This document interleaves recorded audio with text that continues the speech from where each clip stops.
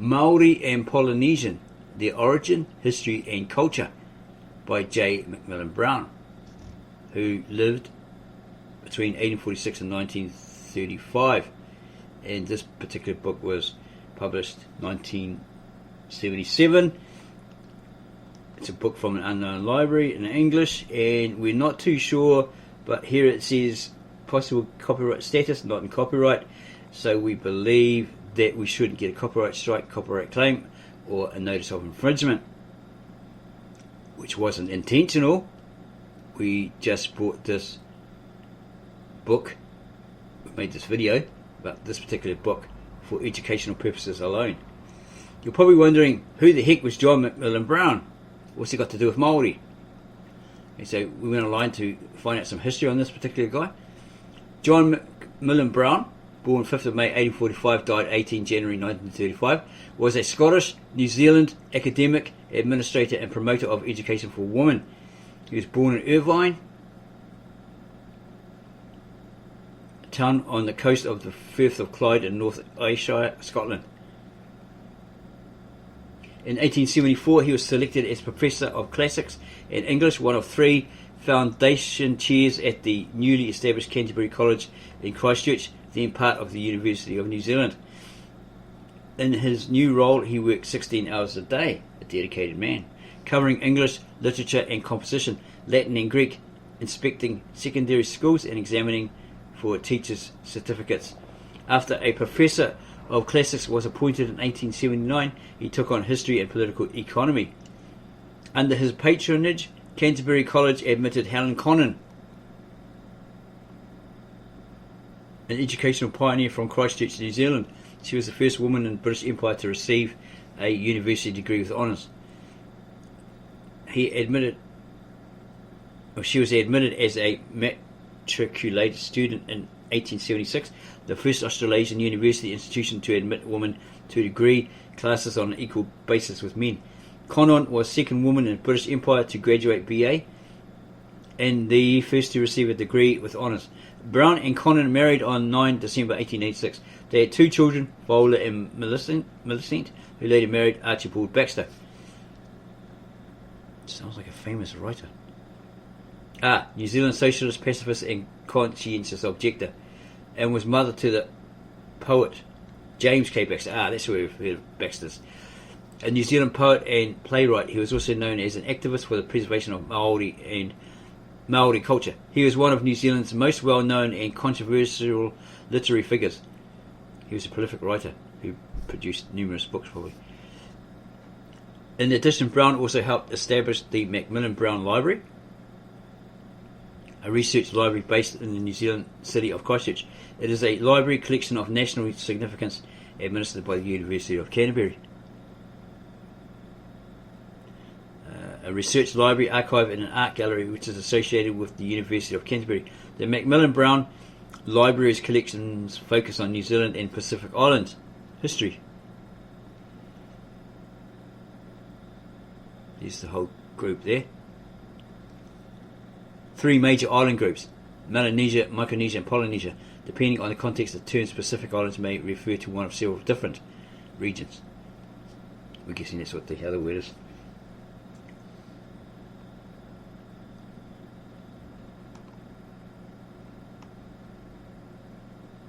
Under the pseudonym Godfrey Sweven, he also published 2 utopian novels. That's like a pen name, right? He also published 2 utopian novels: Hīroa, the Archipelago of Exiles, 1901, and Limanora, the Island of Progress, 1903. Brown died at Christchurch on 18th January 1935 at the age of 89, leaving a significant bequest to Canterbury College. And here's some more information here on him from Teara, the website. Basically the same, just more to it, expanded. His wife, she had a miscarriage, and then she didn't tell him she was really ill, and then she dies. She kept it secret from him, etc., etc.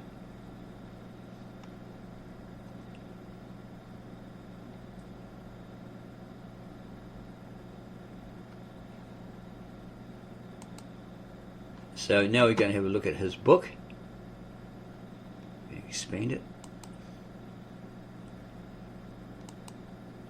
And here is the summary of contents. History of different peoples, civilizations, etc. But what we're mainly interested in is the Maori side of it. Here in chapter 4 it says traces of European-like peoples in the Pacific. Paragraph 1, the Aryans retain Caucasian hair, head and face, but are evidently not pure Caucasian. 2, they had absorbed peoples before them and were themselves absorbed by their Japanese conquerors.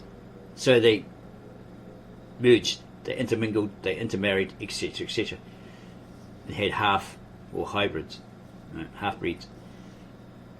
So they were a mixed race, a mixed bunch of people. 3, the stone men, a megalithic race before them, had been partly absorbed, partly driven into migration.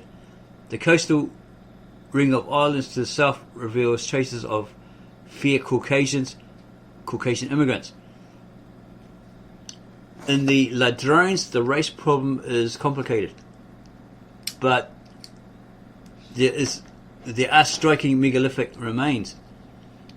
6, in the Carolines, it is still more complicated by later Malayan and Papuasian invasions. Long-headed skulls were found in the megalithic tombs of Ponape, whilst the natives are medium-headed, etc., etc.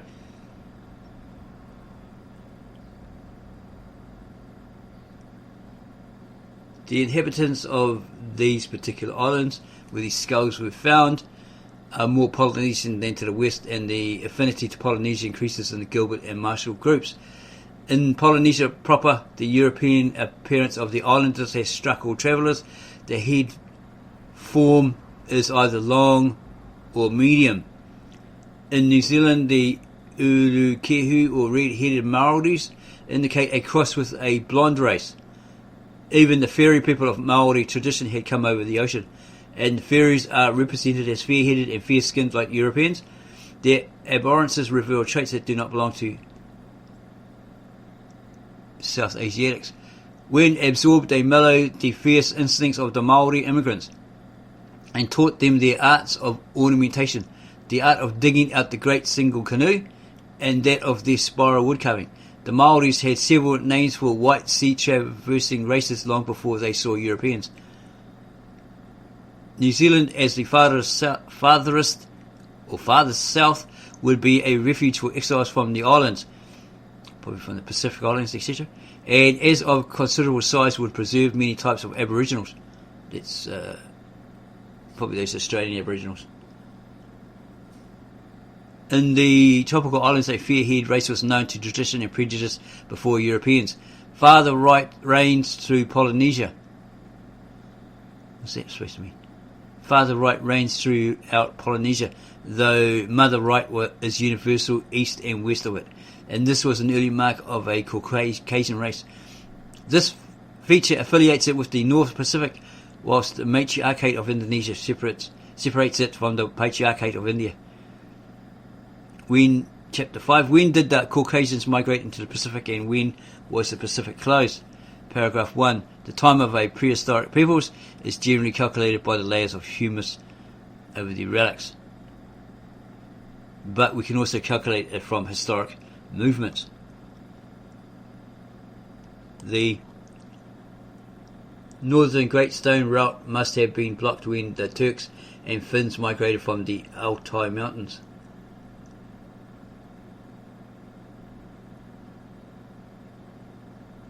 On the desiccation of the central plateau of Asia, the Mongoloid immigrants would first press south and east to richer lands and warmer climates. The northern issue would be the last to be chosen. The northern route from Europe to the Pacific would be opened later than the southern, hence the fair and even blonde Caucasians that, being absorbed, blanched the Turks and Finns. The time when it was closed will be approximately fixed by the time of southern migrations. The Akkadian Mongoloids must have issued from their plateau some 8,000 or 9,000 years before our era. The northern issue was later, and the northern route to the Pacific for the megalithic people remained open later. Some of that people reached Micronesia and Polynesia without copper, in other words, some 4,000 or 5,000 years before our era. But some of the Qurans of this people show copper in their graves, but bronze has taken the keener edge spread more rapidly and defines an age better in the Northeast Asia, etc., etc., etc. Chapter 6, the North Pacific and the Polynesians.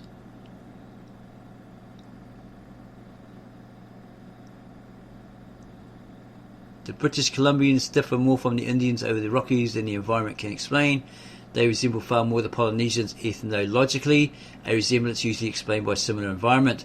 The method of steam cooking their food is peculiar to the two. The natural genesis of the Maori oven is in the frost-bound north, and not in the tropics, where the natives avoid disturbing the malarial humus. In New Zealand, it has been found buried 14 feet below the surface.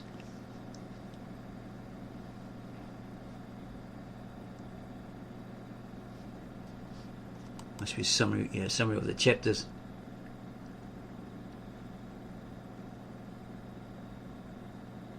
Chapter 8. The stratification of the Maori as seen in his language.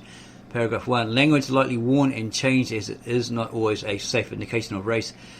2. Malayo-Polynesian is a fallacy. The Polynesian has no Malay blood in his veins, nor is his language agglutinative or Turanian.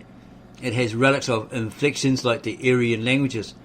It is most of all like modern English, uninflectional and isolating. It is as simple in grammar as English, a language which is the result of the collision of two inflected tongues. Okay, we're just going through this briefly.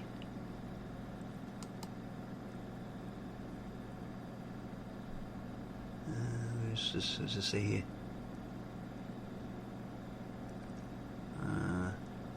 The roots of one half of the Maori words beginning with K and M have been found to be the same as Aryan roots, forms being more like the European, and a considerable number of Polynesian words that are exactly the same in form and meaning. By Aryan, I think they mean not a white superior race, but like the Caucasians, which are a mix of Indians, all different kinds of people. Wasn't just this one supreme superior white race, blonde-haired and blue-eyed, nothing like that. Okay, so we're going to jump all of these and actually have a look at the chapters. Avoid the summary of contents because it's just a brief on what's in the book.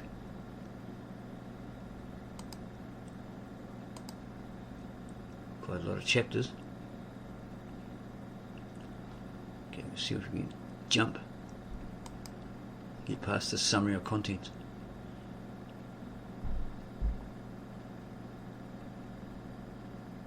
Okay, I'm going to go back here a little bit.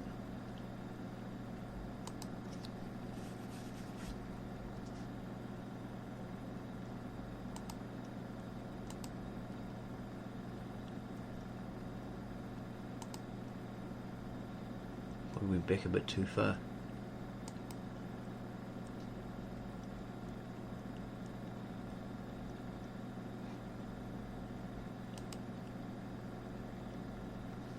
Maori and Polynesian. Chapter 1. The footprints of primitive man and monumental stone. The relics of man preserved by the earth give his most permanent record. 1. By history we generally mean the written annals of the races and nations of men, but that is the most ephemeral of all records. A few centuries will see the best of our books, the victim of paper destroying insect and vegetable parasites, whilst a few thousand years will accomplish the decay of the toughest parchment. 2. We forget that there is a record of man's movements and development far more enduring than anything he can write or print. It is a record kept by the fingers of the wind on the bosom of the earth. A city is deserted, and year in, year out, the sand is blown across its features till at last it vanishes beneath a soft, rounded hill. In some mounds like that of Hīroa on the plains of Troy, sectioned by Dr. Schieleiman, have been found the palimpsest or rewritten record of half a dozen or more civilizations, each unconscious of the time obliterated footprints of those that have gone before it. There is no historian like Mother Earth that, with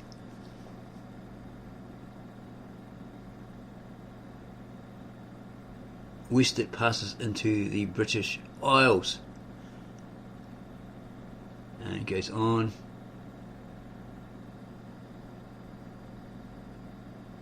Until, to complete the megalithic story of the Pacific, we have two specimens of this ancient type of stone structure in the North Island of New Zealand. One are miniature Stonehenge with huge blocks standing 6 or 7 feet above the ground at Kerikeri in the Bay of Islands, and another near Atemuri to the north of Taupo, consisting of 50 great stones set erect in the earth. There is a southern megalithic tract, but it was by the northern that the megalith people entered Polynesia.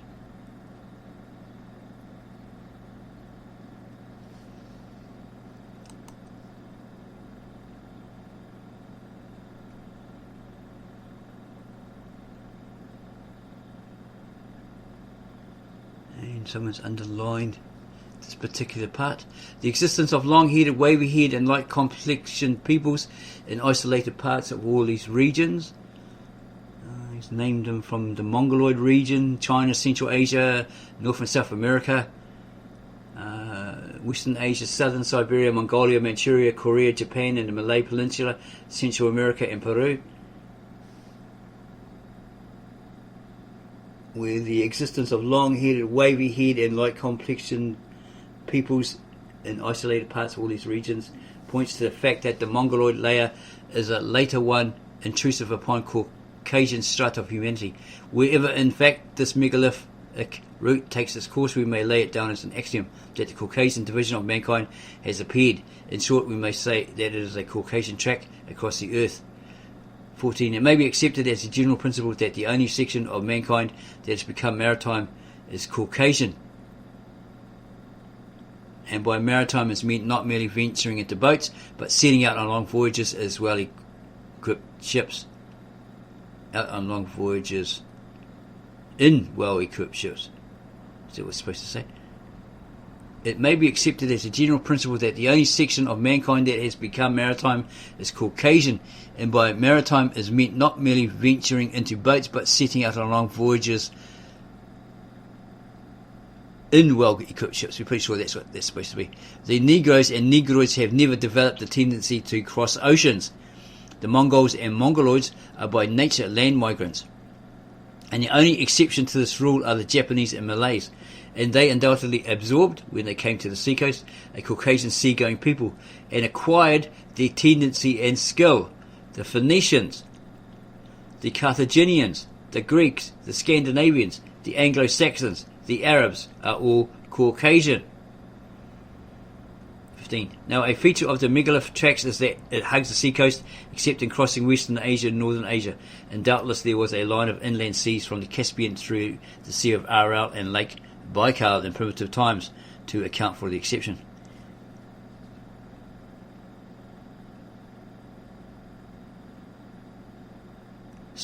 Wherever therefore we find these colossal unmortared stone monuments, whether mounded or uncovered, whether in circles or avenues, like Stonehenge, solitary columns or truncated pyramids, we may accept it as a law that Caucasians have found their way. Of course, this leads to the singular conclusion that one at least of the elements in the Polynesian race, including the Maoris, is Caucasian, and also that an element in Central American and Peruvian civilization is Caucasian. When the observation and inference of anthropology and ethnology have been considered, this conclusion will not seem strange.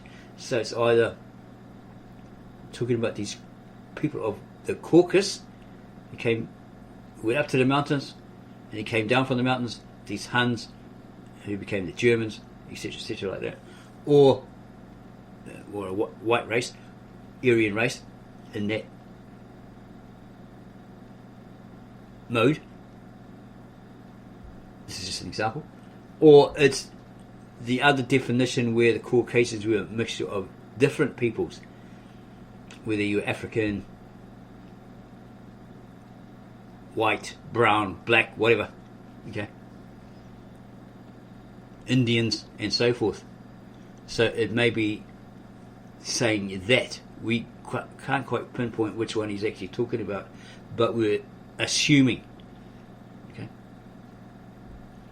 Chapter 2, the meaning of the colossal stone record.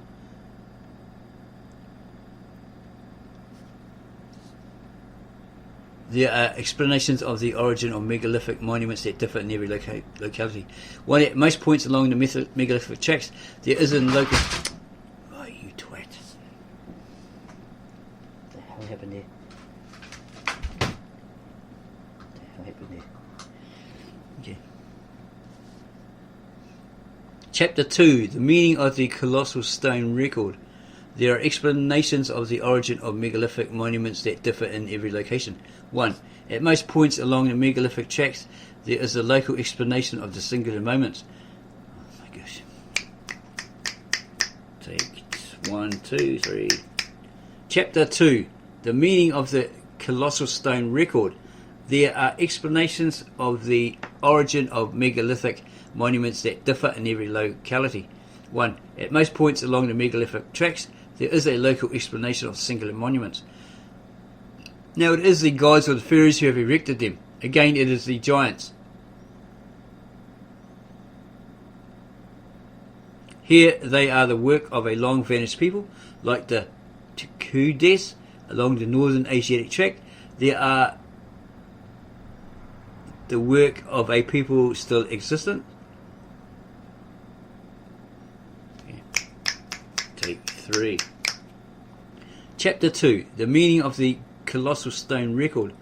There are explanations of the origin of megalithic monuments that differ in every locality. 1. At most points along the megalithic tracks, there is a local explanation of the singular monuments. Now it is the gods or the fairies who have erected them. Again, it is the giants. Here they are the work of a long vanished people, like the Tukudes along the northern Asiatic tract. There they are the work of a people still existent, like the Celts in Britain and Brittany, or the Polynesians in Tonga. Sometimes they are recognised as tombs. Again, they are taken as altars and temples. In one place they are for marking the seasons. In another they commemorate some event in history. At Aotearoa Māori in New Zealand, one tribe take them as memorials of a cannibal feast in which 50 chiefs of a hostile tribe were eaten. The other tribe tell the same story, but interchange the banqueters and the banquet. There is no limit to what imagination can do with such a mystery to explain. The myth-making faculty could not rest in presence of such striking memorials of the past. The genesis of a special house set apart for the dead in the belief in the after-existence of the spirit. 2. We may reject as fiction most of these local legends unless they assign these great stone remains to the Neolithic people who early developed the desire and art of preserving the dead. They are in their origin mortuary monuments, not memorials, but houses of the dead, whatever other purpose they may afterwards have served. Even the cave dwellers of the European Paleolithic or Chip Stone Age must have, like most primitive peoples, believed in existence after death, and in some vague connection between the departed spirit and the body that remained. They must have feared the power of the dead to retaliate for neglect and ultimately come to worship their kin who had passed away. It's their ancestor worship. Hence, the ancestor worship, which is at the root of all primitive religions, if not of all religions. As soon as this reverence and fear of the dead became rooted, the place where the death occurred came to have attached to it a certain awe and ultimately sacredness. It was set apart as a peculiar possession of the departed spirit where he could visit his body when he chose. In the West, and especially around the Mediterranean, caves are known to have been the primitive dwelling places of Paleolithic man, if not of Neolithic. And as the sacredness of the dead and of the place of death grew, the practice would arise of abandoning the cave to those who died in it, and so forth. Caves were the first dwelling places of man, and the first artificial house of the dead are imitations of caves, hence the mounds and megalithic structures.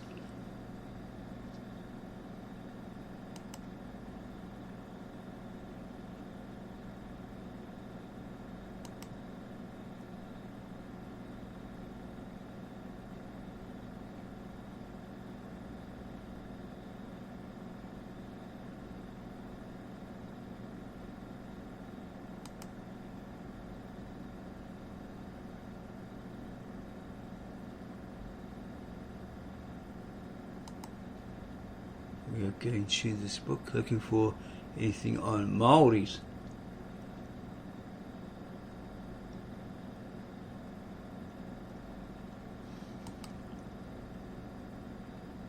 On the Maori. Can see nothing here.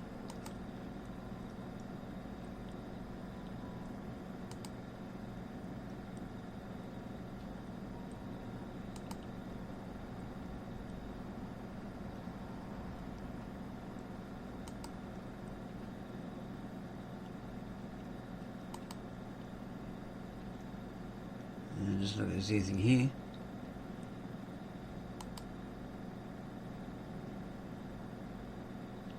Okay.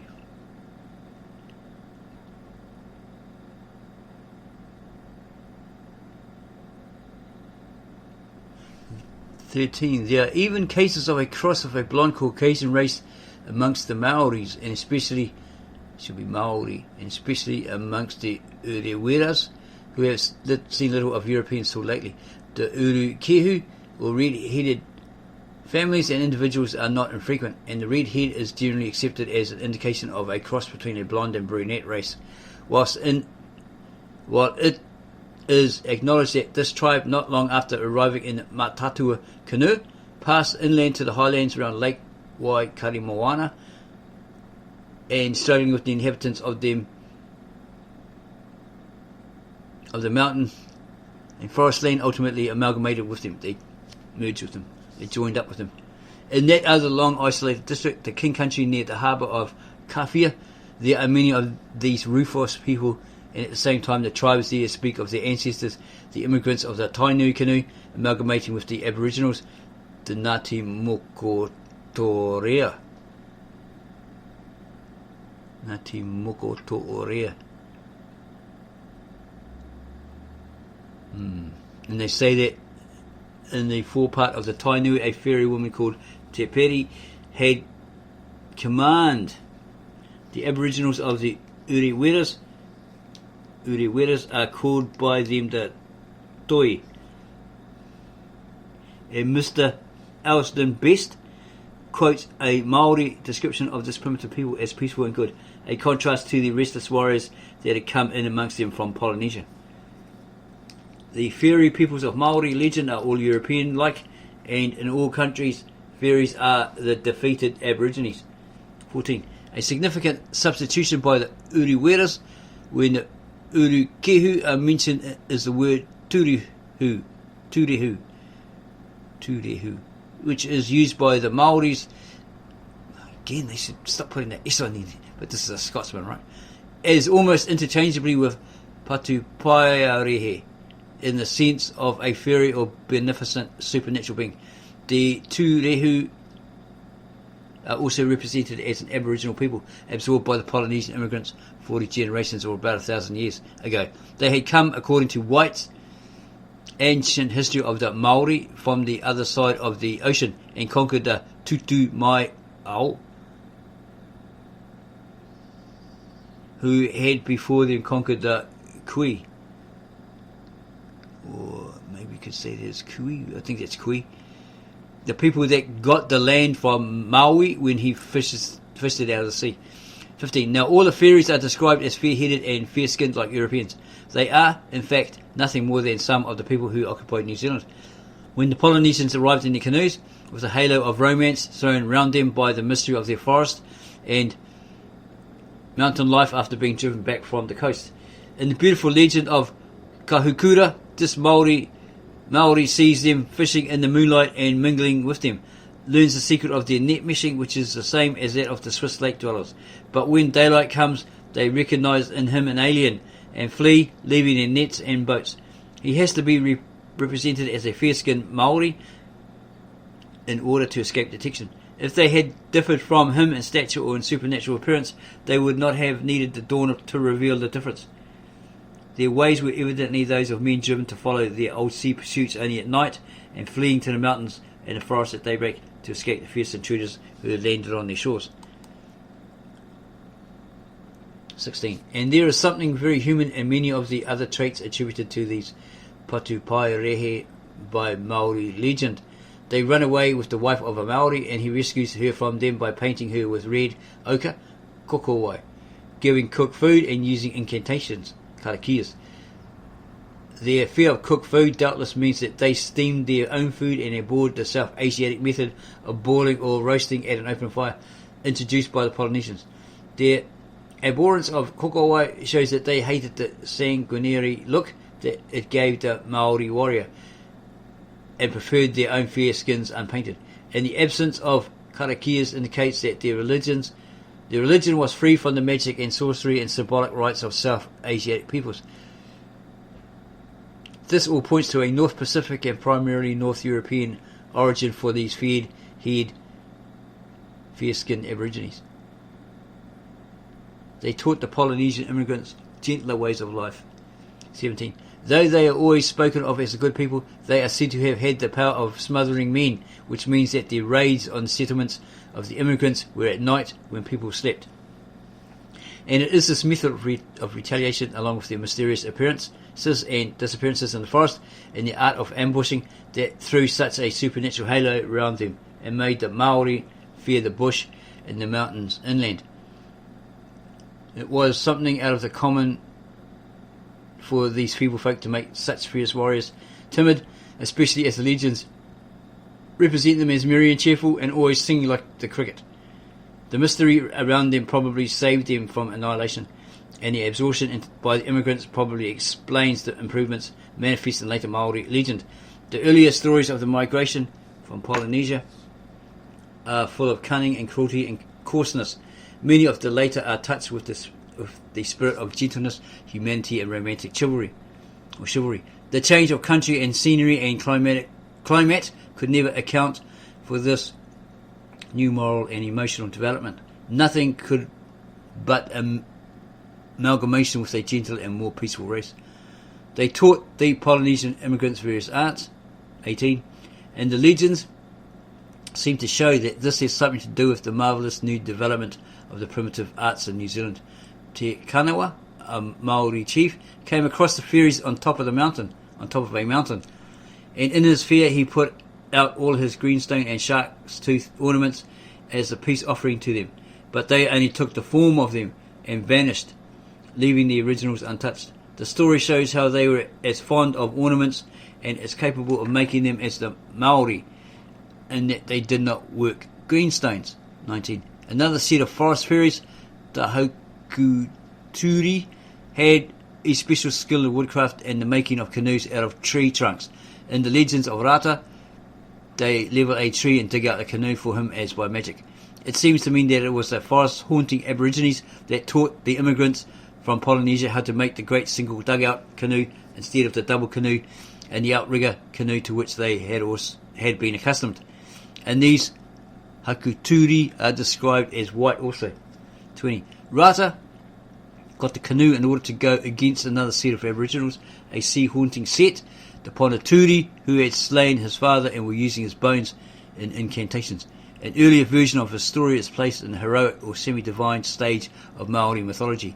Tawhaki, the Prometheus of the race, has to recover his father's bones from the Ponaturi, who live by night in a house beneath the sea, whilst a later version rides it of all the supernatural and makes the chief, Rua Pupuke, whose boy was drowned, go down to the house of these sea-haunting people, burn the great carved house, recover his son's body from its use as an image on the ridgepole, and bring up the carved work in order to teach the Maori the art. This seems to show that some of the pre-Polynesians resisted the immigrants, keeping to their sea haunts and maritime pursuits, and ultimately taught them their new spiral wood carving. And these are often alluded to as Patupai Arehe, and therefore light skin.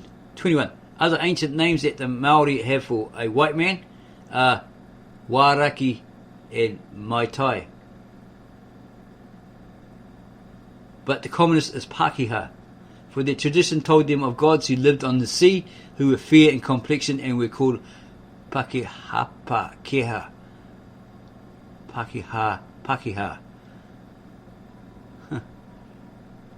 22. It is natural to think that New Zealand, because of its size and its position as a cul-de-sac for Pacific sea migrants from the north, should have most evidences of the primitive and pre-Polynesian races. Its forests and mountains would give them shelter for ages.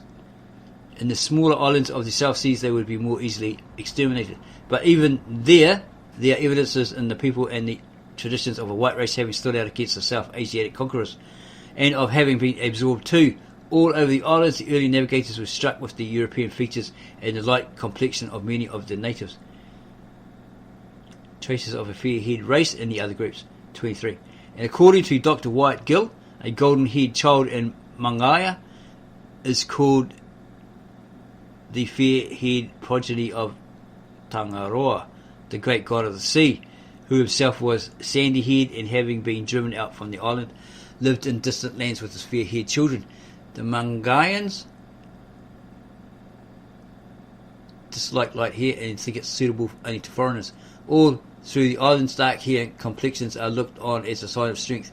Clearly a fair-haired race was driven out of many, if not all, of the islands and took to the sea again, while the conquering immigrants were all of brown skin and dark hair. The massacre of Captain Cook reveals the same tradition in the Sandwich Islands. Because of his white skin, probably named after Lord Sandwich, who actually slapped two bits of bread together with meat in the middle of it and said, "Ha ha, a sandwich." Fact. Because of his white skin and his great ship, he seemed to fulfill their old prediction that the god Rono would return again from Tahiti, and he was accorded divine honours. And was sacrificed that he might ever remain a god. Let's talk about Captain Cook. That's why they killed him. Polynesia, with its father right divides the mother right of Melanesia and Papua Asia from the mother right of America and affiliates with the North Pacific.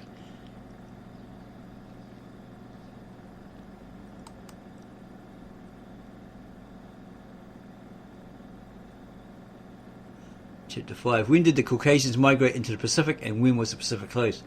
1. The usual method of fixing the period of some prehistoric people or movement is to find the relics of it in the earth and to calculate the layers of humus above them. Thus the age of the people of the Danish shell mounds was roughly defined, and thus the times of the Swiss lake dwellers. And nothing about Maori in there.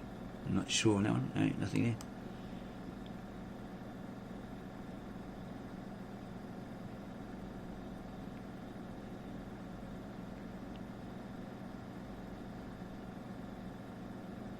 Okay.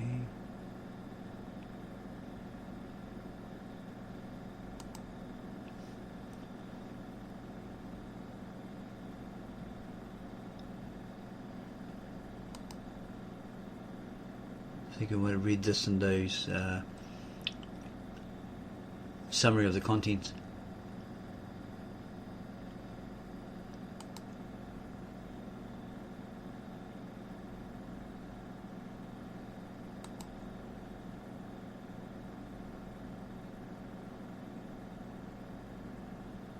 Pick your page.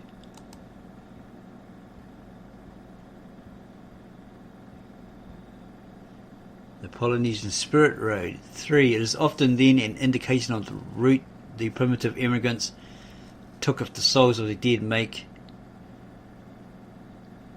in a definite direction when they depart to the underworld. The name of the paradise of spirit home might even, if not too mutilated or transformed by a passage through the generations, or by contact with peoples who speak other tongues, indicate one starting point of the migration.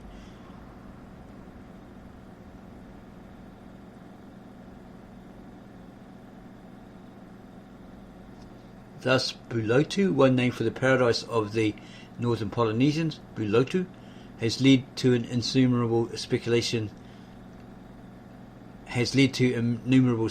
some identifying it with a Persian Gulf locality, others with Celebes.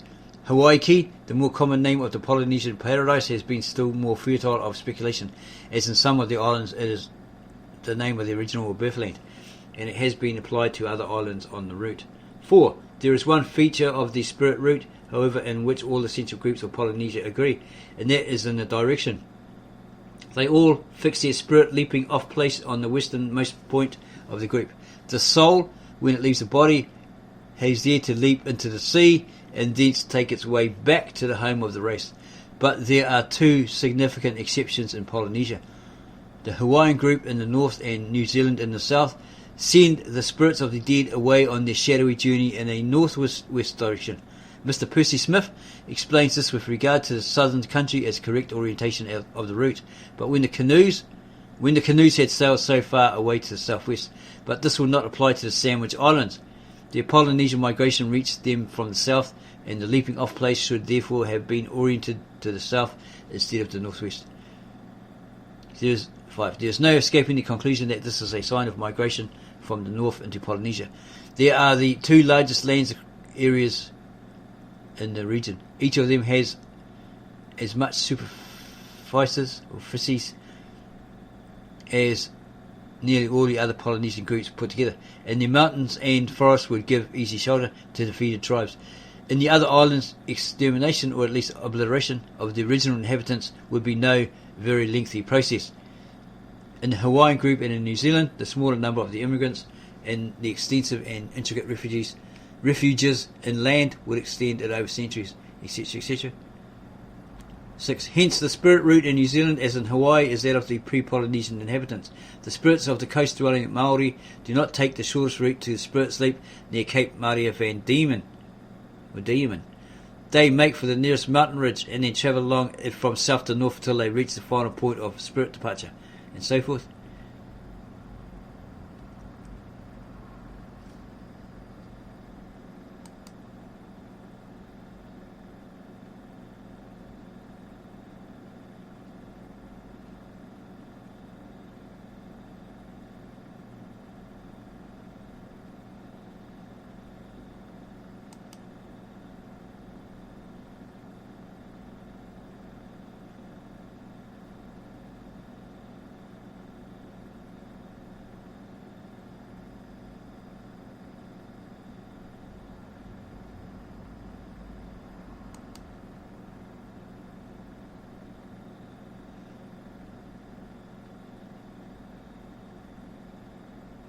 What's this?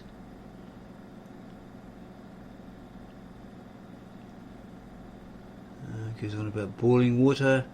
The vapor or steam bath produced by placing hot stones of water is universal around the Arctic Circle, as it is amongst the British Columbians and the Maori. But steam cooking is confined to the two latter, whilst cooking over a lamp is the Eskimo and Aleutian method. Without the stone lamp, the Arctic peoples would never have been able to subsist or spread. It is found amongst the natives of the northwest coast of America and amongst the Maori, but its use is confined to light and purposes, the readiness with which they can procure firewood and get to the earth even in winter, making other methods of cooking easy. Besides the stone lamp and a number of traits and habits that belong to many primitive peoples, the Maori have in common with the Eskimo. Is it supposed to be Eskimo? Eskimo. Yeah, that's a weird way of spelling it. Esquimaux. Maybe it's French or something. Or Latin, not even. Salutation by the rubbing of noses.